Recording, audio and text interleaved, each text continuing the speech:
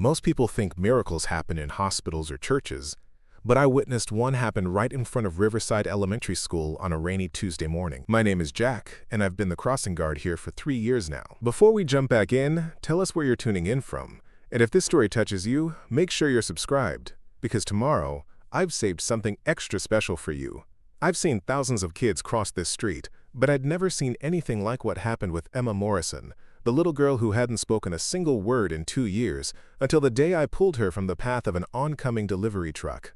You see, Emma's mother is Victoria Morrison, CEO of Morrison Industries, one of the biggest tech companies in Millbrook. While Victoria was busy running board meetings and closing million-dollar deals, her daughter was drowning in silence. The doctors called it selective mutism, brought on by trauma.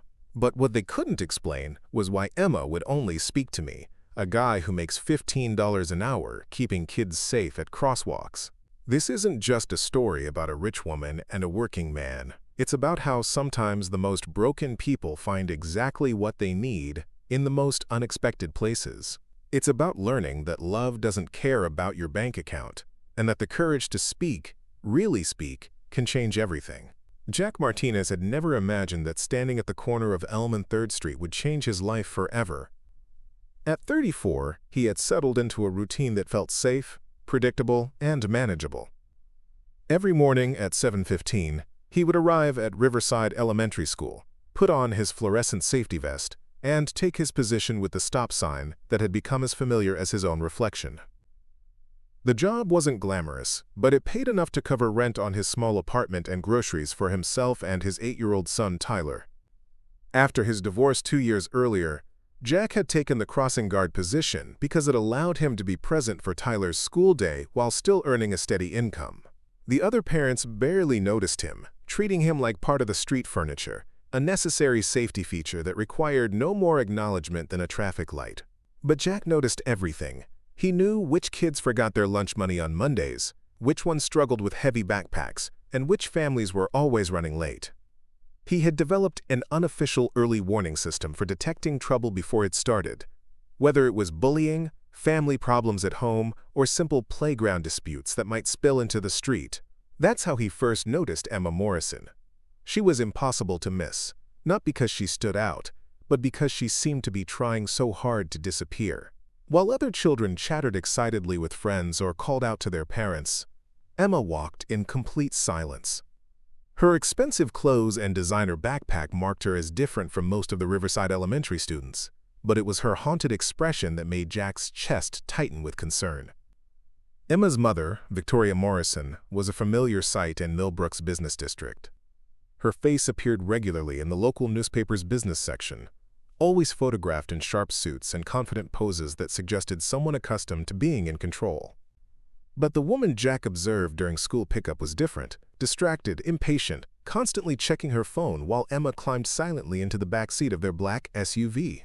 Jack had tried several times to engage Emma in conversation, offering the same gentle small talk that usually put nervous children at ease. But Emma never responded, never even made eye contact. She would wait at the corner with rigid posture, clutching her backpack straps like lifelines, until Jack signaled it was safe to cross. Then she would hurry across the street without looking back, as if she were afraid of being followed by invisible pursuers. The morning everything changed started like any other. Preparing and narrating this story took us a lot of time, so if you are enjoying it, subscribe to our channel. It means a lot to us. Now, back to the story. Rain was falling steadily, turning the streets slick and reducing visibility for drivers who were already rushing to get to work on time. Jack had positioned himself carefully, knowing that wet weather always increased the danger at his intersection. Parents were more hurried, drivers were more distracted, and children were more likely to make impulsive decisions to avoid getting soaked. Emma approached the corner alone, as she always did. Her mother's SUV was nowhere in sight, which wasn't unusual. Victoria Morrison often sent their housekeeper to handle school duties when business meetings ran long.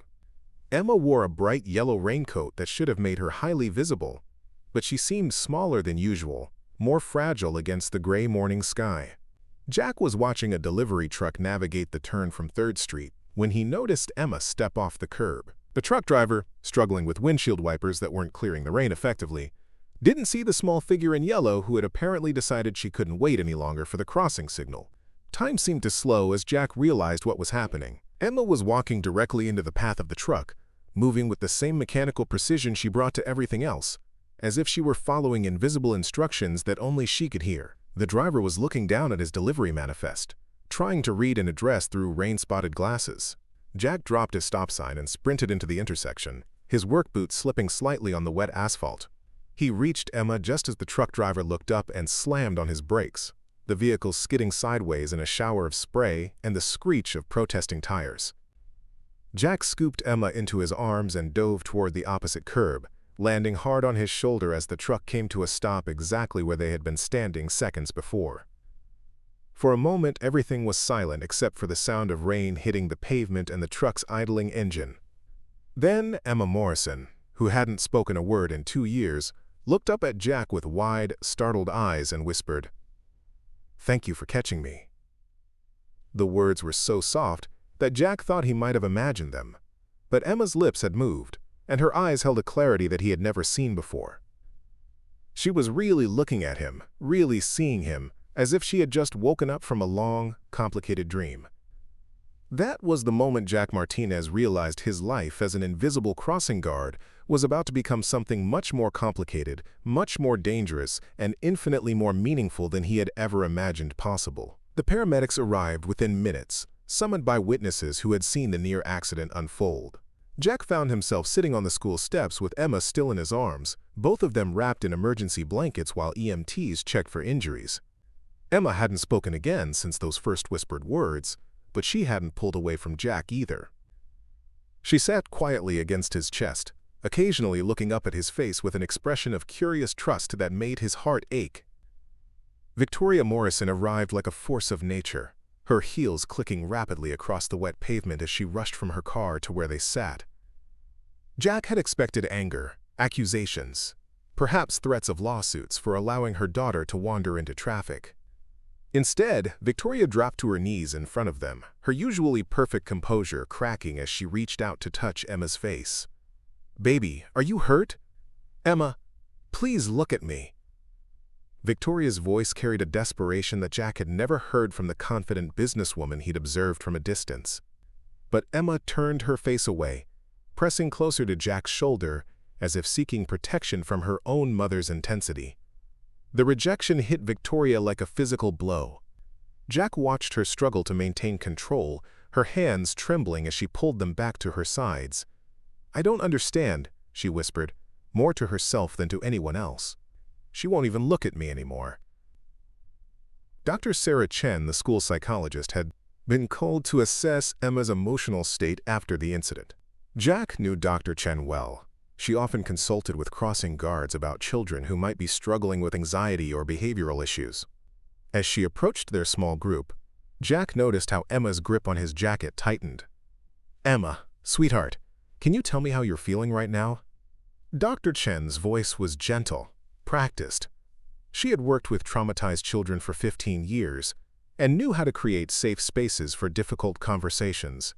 Emma remained silent, but she shifted position so she could see both Dr. Chen and her mother while staying securely within Jack's protective embrace. Victoria watched this interaction with visible frustration, clearly unused to situations where her authority and resources couldn't solve the problem at hand. "Mrs. Morrison," Dr. Chen said carefully, "I know this is difficult, but Emma seems to have formed a connection with Mr. Martinez. That's actually a very positive sign. It means she's capable of trust and communication. She's just selective about when and with whom she feels safe enough to express herself." Jack felt the weight of both women's attention settling on him. He wasn't trained in child psychology or trauma recovery. He was just a crossing guard who happened to be in the right place at the right time. But Emma's small hand was still gripping his jacket, and he could feel the steady rhythm of her breathing against his chest. "I could try talking to her," Jack offered quietly. "If that would help." Victoria's expression was complex. Gratitude, mixed with something that might have been jealousy. Her own daughter felt safer with a stranger than with the woman who had given birth to her, who worked 16-hour days to provide for her future, who lay awake at night worrying about her silence. "Emma." Jack said gently, adjusting his position so he could look down at her face. That was pretty scary, wasn't it? When that big truck came so close? Emma nodded solemnly, her eyes fixed on his with an intensity that suggested she was drinking in every word. You know what? I was scared too. My heart was beating really fast because I was worried about keeping you safe. That's my job here at the school, making sure all the kids can cross the street without anything bad happening. You were scared? Emma's voice was barely audible, but Dr. Chen's sharp intake of breath confirmed that Jack hadn't imagined it. Oh yes, Jack continued, keeping his tone conversational and warm. I get scared sometimes when I think someone might get hurt. Do you ever get scared, Emma? Another nod, this one more emphatic. Emma glanced quickly at her mother, then back to Jack. I get scared when the dreams come back. Victoria's face went pale. Jack didn't understand the reference, but he could see that Emma's words had hit her mother like a physical blow. Dr. Chen was taking notes, her expression professionally neutral but alert. Dreams can be really scary sometimes, Jack agreed. What do you do when you have scary dreams? I try to be really quiet so nobody knows, Emma whispered. Mama gets upset when I'm not brave. The words hung in the air like an accusation. Victoria's carefully constructed world, where success meant control, where problems were solved through strategic planning and decisive action, was crumbling around her. Her daughter wasn't just dealing with selective mutism. She was actively hiding her fears to avoid disappointing the one person who should have been her greatest source of comfort. Emma, honey. Victoria's voice was thick with emotion. You never have to be brave for me. You can tell me when you're scared. But Emma had already retreated back into silence, pressing her face against Jack's shoulder. The moment of vulnerability had passed, leaving behind the familiar pattern of withdrawal that had defined their relationship for the past 2 years. Dr. Chen suggested they move the conversation inside, away from the curious stares of arriving parents and the lingering dampness of the morning rain. Jack found himself walking into Riverside Elementary, carrying Emma, with Victoria following close behind. It was surreal. He had worked at this school for 3 years without ever setting foot inside the building during school hours. Principal Rodriguez met them in the main office, her expression concerned but efficient. She had dealt with crisis situations before, but the combination of a near accident, selective mutism, and the involvement of one of Millbrook's most prominent families created a delicate situation that required careful handling. Mr. Martinez, Principal Rodriguez said, I want to thank you for your quick thinking this morning. Emma is very lucky you were there. Jack felt Emma's grip tighten on his jacket again. I was just doing my job, he replied, uncomfortable with the attention but unwilling to set Emma down while she still seemed to need his presence. Perhaps we could sit down and talk about what happened, Dr. Chen suggested, gesturing toward the conference room. Emma, would you like Mr. Martinez to stay while we talk? Emma nodded immediately, then surprised everyone by speaking again. Can he sit next to me? The words were clear and deliberate, not the whispered fragments she had managed before.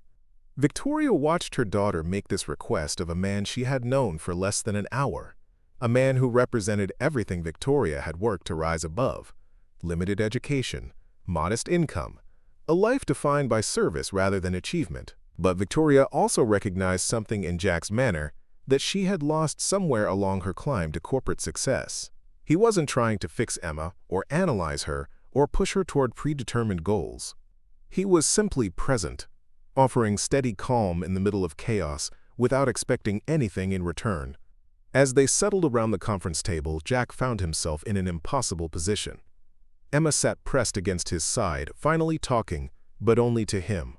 Victoria sat across from them, clearly struggling with emotions she rarely allowed herself to feel. Dr. Chen was taking notes and asking gentle questions that Emma answered in her soft, careful voice. The conversation revealed the extent of Emma's trauma. She had witnessed a car accident 2 years earlier while riding with the family's previous nanny. A child had been seriously injured, and Emma had been convinced that speaking about what she had seen would somehow make terrible things happen to people she cared about. Her silence had become a form of protection, a way to keep her words from causing harm. "But you spoke to Mr. Martinez," Dr. Chen observed. "Why do you think that felt safe?" Emma considered the question with the seriousness of a much older child. "Because he saved me, and because he doesn't look angry when I'm scared." The simple statement carried devastating implications for Victoria, who realized that her own anxiety and frustration over Emma's condition had created additional pressure for a child who was already drowning in fear and guilt. As the meeting concluded, Victoria made a decision that surprised everyone, including herself. "Mr. Martinez," she said formally, "I would like to discuss the possibility of you spending some additional time with Emma. Professional time, of course. I'm willing to compensate you for any hours beyond your regular school duties." Jack looked down at Emma, who was watching him with hopeful eyes. He thought about his own son, Tyler, about the modest life they had built together, about the complications that might arise from getting involved with a family like the Morrisons. But he also thought about the trust Emma had placed in him, about the way she had finally found her voice again after 2 years of silence. "I'm not a professional counselor or anything like that," Jack said carefully. "I'm just a crossing guard. But if it would help Emma, and if it's okay with her, then yes, I'd be willing to try." Emma's smile was the first genuine expression of happiness Jack had seen from her. It transformed her entire face, revealing the bright, curious child who had been hiding behind walls of fear and silence. In that moment, Jack understood that he had just agreed to something much more complex and emotionally demanding than his simple crossing guard duties had ever required. But as Emma leaned against his arm with newfound contentment, Jack also realized that some commitments were worth making, regardless of the complications they might bring to his carefully ordered life. Sometimes the most important job was simply showing up and being present when someone needed you most, even if you had no idea what you were doing or where it might lead. 3 weeks had passed since Jack began his unusual arrangement with the Morrison family. What had started as informal afternoon sessions at the school playground had evolved into something much deeper and more complicated than anyone had anticipated.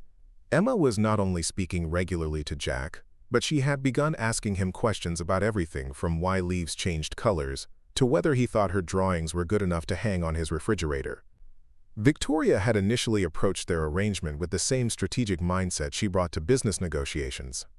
She had offered Jack a generous hourly rate, created structured goals for Emma's progress, and even suggested bringing in additional specialists to maximize the therapeutic benefits of their time together. But Jack had gently declined most of her suggestions, explaining that Emma seemed to respond best to unstructured conversation and simple activities that felt natural rather than clinical. The breakthrough had come the previous Tuesday when Emma had asked Jack if she could meet his son. Tyler was only 2 years older than Emma, but the gap felt enormous given their vastly different life experiences. Jack had hesitated, knowing that introducing Tyler to this situation would complicate everything. His own life was carefully compartmentalized: work, single parenthood, and the modest social circle he had built around Tyler's school and activities. But Emma's request had been so earnest, so hopeful, that Jack found himself agreeing to bring Tyler to the playground after school. The meeting had been awkward initially, with Tyler suspicious of this quiet girl who seemed to hang on his father's every word, and Emma uncertain about sharing Jack's attention with someone else. However, children adapt faster than adults anticipate. Within an hour, Tyler was teaching Emma how to properly throw a football, and she was showing him the elaborate stories she created with her collection of small toys. By the end of the afternoon, they were planning adventures and debating the merits of different cartoon characters, with the easy camaraderie that Jack envied in children. Victoria had arrived to pick up Emma just as the children were saying goodbye, promising to continue their game the following day. She watched Tyler give Emma a casual high five, the kind of natural interaction that Emma rarely had with children her own age, and Jack could see the mixture of gratitude and longing in her expression. "Your son is wonderful with her," Victoria had said quietly as Tyler gathered his backpack. "Emma hasn't talked this much at home in months." That comment had lodged itself in Jack's mind, creating a gnawing concern about the growing imbalance in Emma's emotional attachments. She was blossoming during their afternoon sessions, but Victoria reported that evenings and weekends remained largely silent.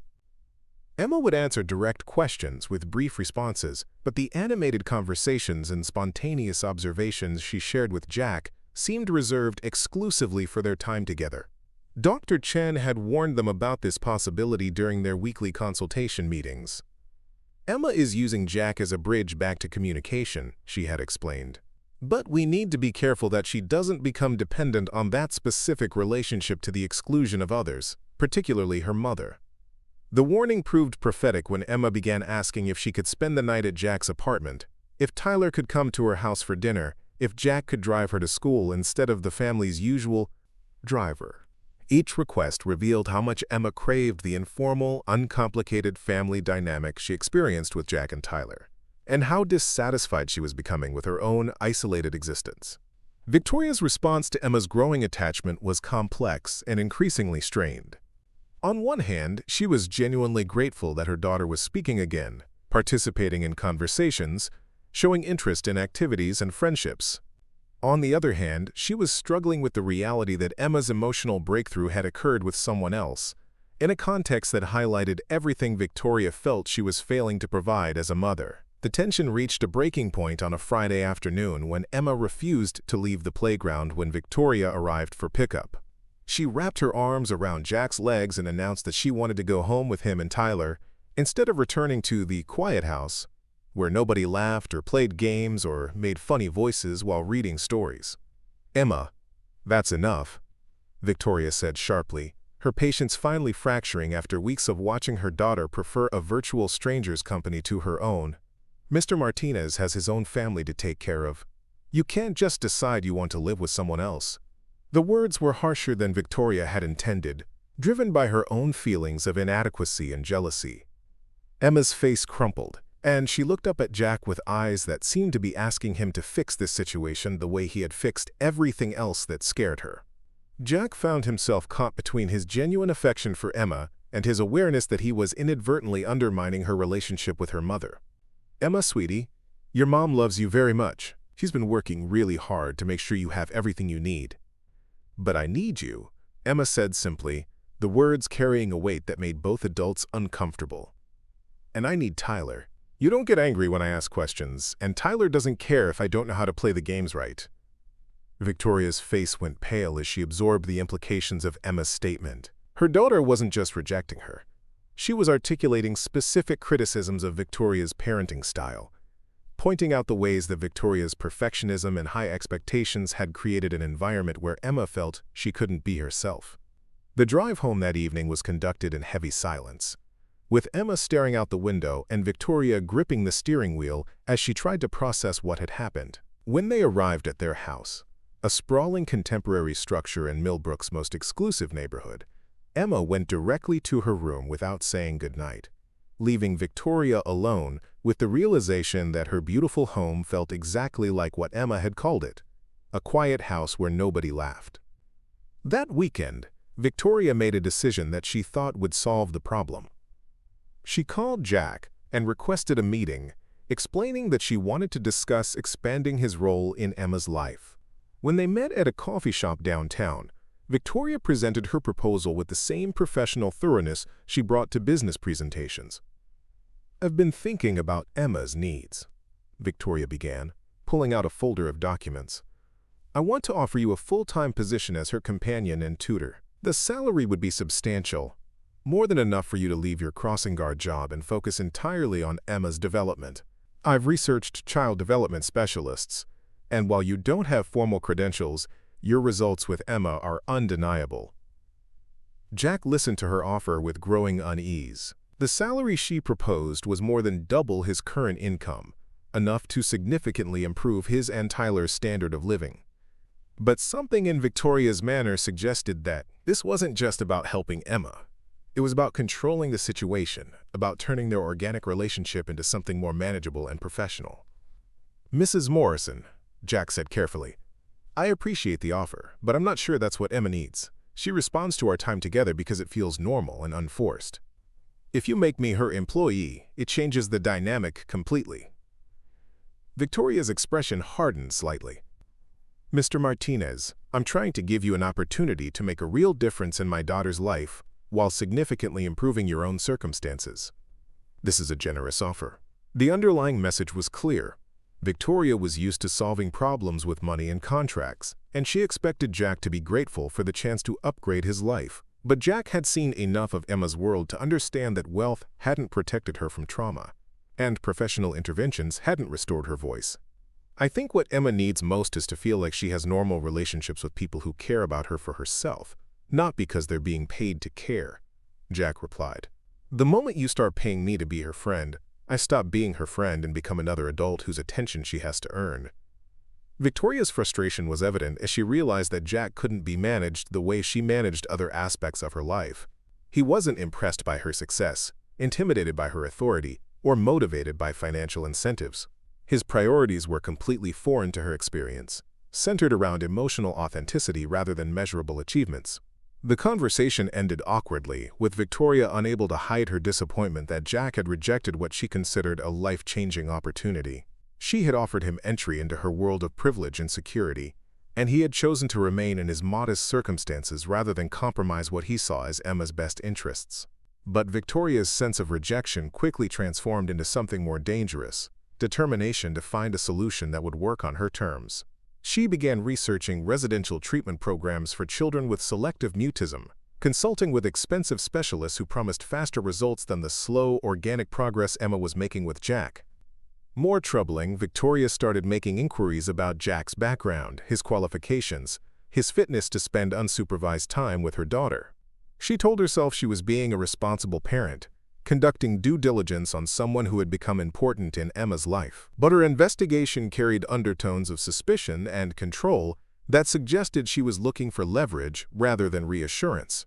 The crisis came to a head the following Monday when Victoria arrived at the school playground with Dr. Rebecca Hayes, a child psychiatrist who specialized in treating traumatized children from wealthy families.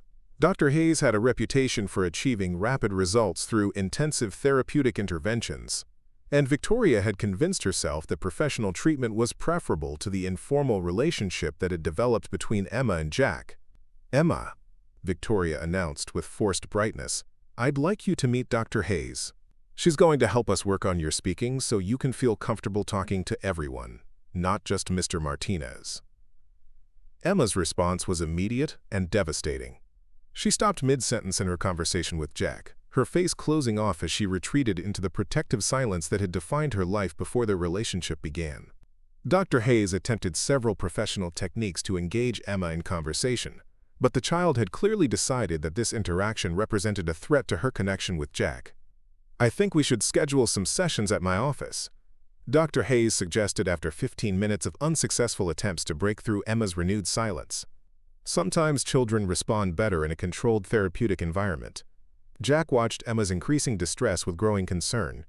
The child, who had been animatedly describing her plans for a fort she wanted to build with Tyler, was now rigid with anxiety, her hands clenched into small fists as she stared at the ground.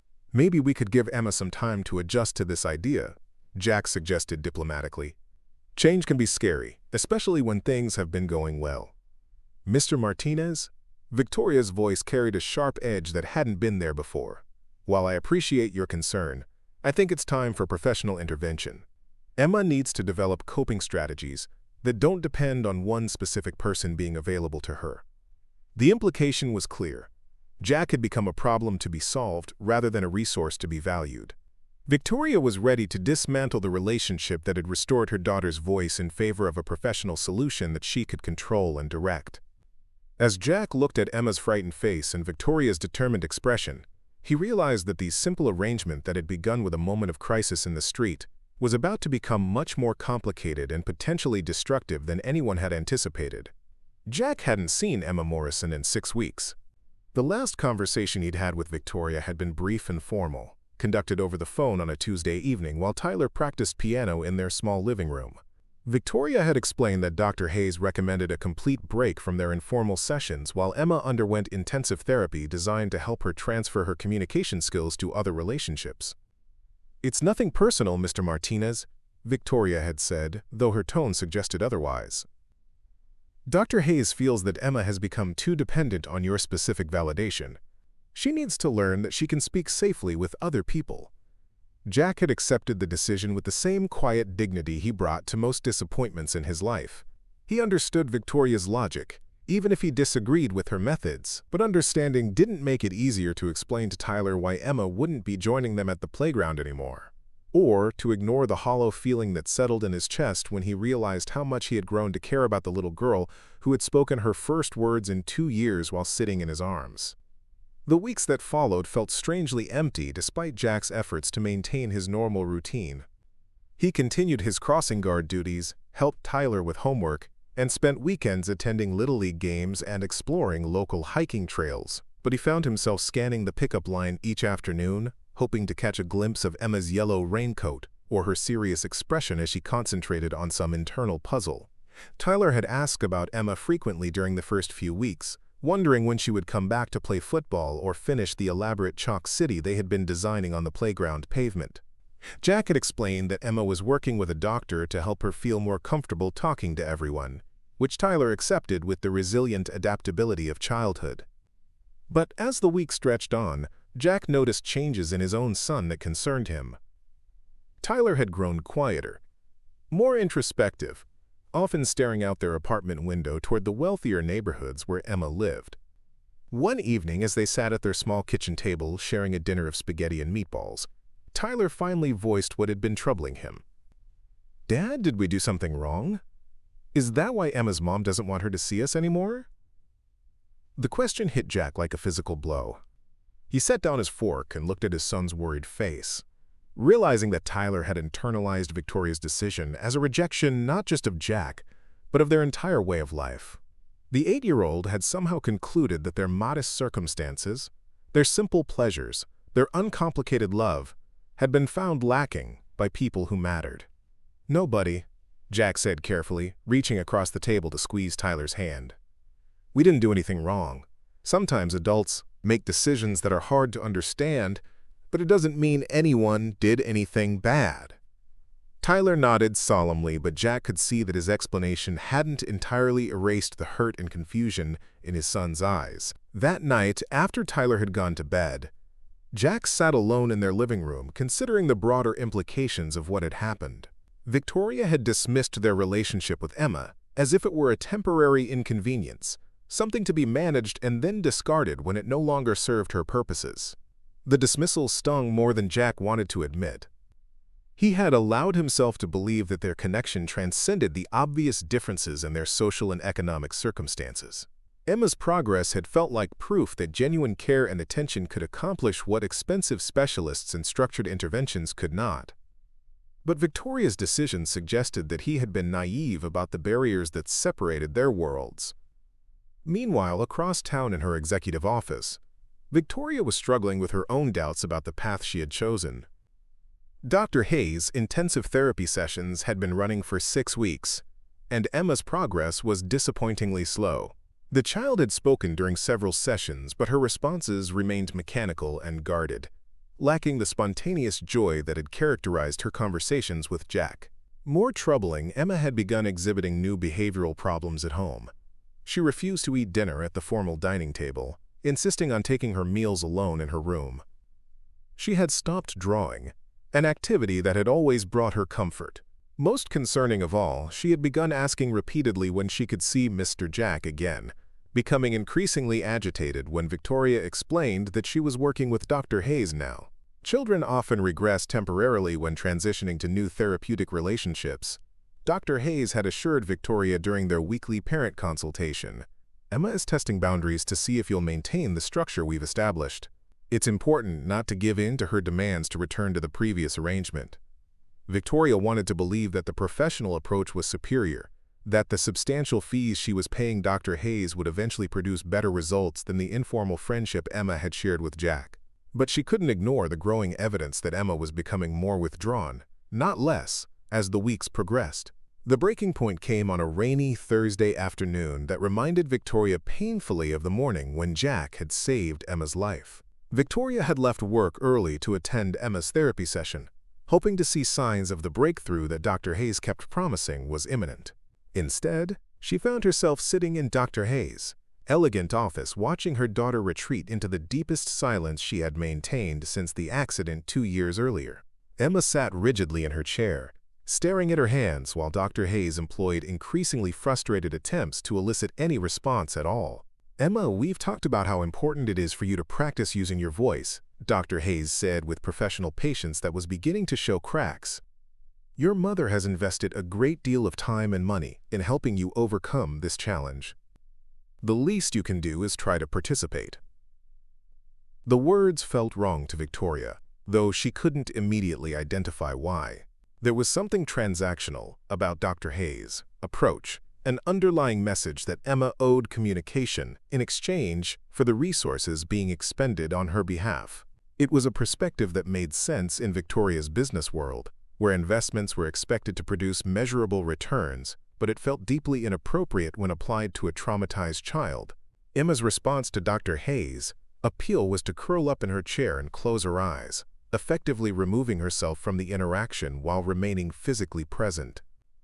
Victoria watched her daughter's defensive posture and suddenly remembered Jack's words from their last conversation. "The moment you start paying me to be her friend, I stop being her friend and become another adult whose attention she has to earn." That evening, Victoria made a decision that surprised even herself. She canceled Emma's remaining therapy sessions with Dr. Hayes and called in sick to work, something she hadn't done in over 5 years.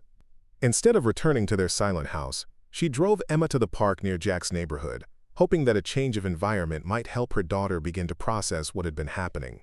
They sat together on a bench overlooking the playground where Emma had spent so many happy afternoons with Jack and Tyler. Victoria watched her daughter's eyes scan the empty equipment, clearly searching for familiar faces that weren't there. "Emma," Victoria said gently, "I want to ask you something, and I need you to try to answer me honestly. Do you miss spending time with Mr. Martinez?" Emma nodded immediately, the first genuine response Victoria had seen from her in weeks. "Do you think I made a mistake when I decided you should work with Dr. Hayes instead?" This question required more consideration, but eventually Emma nodded again more tentatively. Victoria felt tears she had been suppressing for weeks finally spill over as she absorbed the magnitude of her error. In her determination to control Emma's recovery, to ensure it followed professional protocols and measurable timelines, she had destroyed the one relationship that had actually been helping her daughter heal. "I'm sorry, baby," Victoria whispered, pulling Emma close for the first time in months without meeting resistance. "I thought I was doing what was best for you, but I was really just doing what felt safe for me." Emma melted into her mother's embrace, and for several minutes they sat together in the gathering dusk, both of them crying quietly for different reasons. Victoria wept for the weeks of lost progress, for the pain she had caused her daughter through her need to manage and control every aspect of their lives. Emma cried for the loss of the friendship that had made her feel normal and valued, for the confusion of being shuttled between adults who all claimed to know what was best for her. As they sat together, Victoria realized that rebuilding their relationship with Jack would require her to do something she had never done in her professional life. Admit that she had been completely wrong, and ask for forgiveness from someone who had every right to refuse her. The next morning, Victoria stood outside Riverside Elementary School at 7:30, wearing jeans and a simple sweater instead of her usual business attire. She had been waiting for 20 minutes when Jack arrived for his morning shift, Tyler walking beside him with his backpack slung over one shoulder. Jack's expression when he saw Victoria was carefully neutral, but Tyler's face lit up with immediate excitement. "Emma's mom!" he called out, running toward her before Jack could intervene. "Where's Emma? Is she coming to play today?" Victoria knelt down to Tyler's eye level, feeling the weight of both Jack's watchful gaze and her own determination to make things right.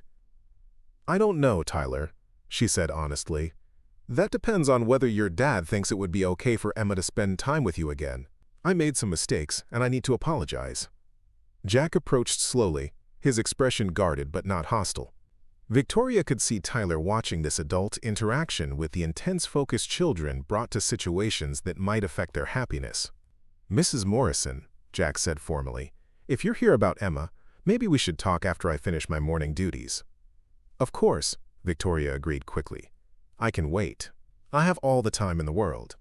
The words carried more weight than their simple meaning suggested. For the first time in her adult life, Victoria had cleared her schedule for something that couldn't be measured in quarterly profits or strategic advantages. She was prepared to wait as long as necessary to repair the damage her need for control had caused to the most important relationship in Her daughter's life. The conversation between Jack and Victoria happened slowly, carefully, with Tyler and Emma playing nearby as their parents navigated the delicate process of rebuilding trust. Victoria had brought Emma to the school that afternoon, and the little girl's shy but genuine smile when she saw Jack confirmed what everyone already knew. Their separation had hurt all of them more than necessary. "I was wrong," Victoria said simply, watching Jack guide both children through a game of hopscotch. "I tried to turn something beautiful into something I could control, and I nearly destroyed it in the process." Jack nodded, his attention still partially focused on making sure Tyler was including Emma in the game rather than dominating it. "Emma missed you too," he said quietly. "She asked about you every day for the first few weeks." The admission hit Victoria harder than any business setback ever had. Her daughter had been asking for her, and she had been too proud and too frightened to admit that her professional solution wasn't working. Over the following weeks, they rebuilt their friendship slowly and deliberately. Victoria began joining them at the playground some afternoons, learning to participate in unstructured play rather than organizing activities with specific developmental goals. She discovered that Emma was funnier than she had realized, that Tyler had a gift for making both girls laugh, and that Jack possessed a patience and wisdom that had nothing to do with formal education. More importantly, Victoria learned to listen when Emma spoke, to ask follow-up questions about her daughter's thoughts and feelings, and to resist the urge to fix every problem immediately. Emma began talking to her mother again, tentatively at first, then with growing confidence as she realized that Victoria was genuinely interested in hearing her voice rather than evaluating her progress. The transformation wasn't instant or dramatic. There were still difficult moments when Emma retreated into silence, when Victoria struggled with her need to control outcomes, when Jack wondered if their unusual friendship could survive the pressures of their different worlds. But they had learned something valuable about the difference between professional relationships and authentic ones. 6 months later, Victoria surprised everyone by proposing a different kind of arrangement. Instead of trying to hire Jack or professionalize their relationship, she offered to fund an after-school program at Riverside Elementary that would bring together children from different neighborhoods for informal mentoring and friendship. Jack would coordinate the program, Tyler and Emma would be founding participants, and Victoria would learn to support rather than direct. The program became a model for other schools, bringing together families who might never have met otherwise. Emma continued to thrive, her confidence growing as she discovered that she could speak safely in many contexts, not just with Jack. Tyler gained a sister figure who challenged him intellectually, while Emma gained a brother who taught her to be brave in new ways. Victoria learned that success could be measured in shared laughter, spontaneous conversations, and the gradual building of trust rather than quarterly earnings or strategic victories.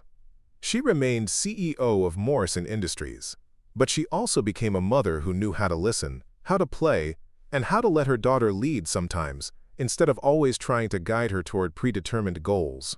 Jack discovered that helping one child had opened doors to helping many others, that his instincts about what children needed were valuable beyond his own family, and that the most meaningful work often happened in the spaces between formal institutions and structured programs. Their unconventional family proved that the most important connections aren't planned or purchased. They're recognized and nurtured when they appear, even in the most unexpected circumstances. Emma's voice had returned not through professional intervention, but through the simple gift of being heard, valued, and loved for exactly who she was. The crossing guard who saved a little girl's life had learned that sometimes rescue is an ongoing process, requiring patience, consistency, and the courage to believe that authentic relationships can bridge any gap, no matter how wide it might seem. Up next, you've got 2 more standout stories right on your screen. If this one hit the mark, you won't want to pass these up. Just click and check them out.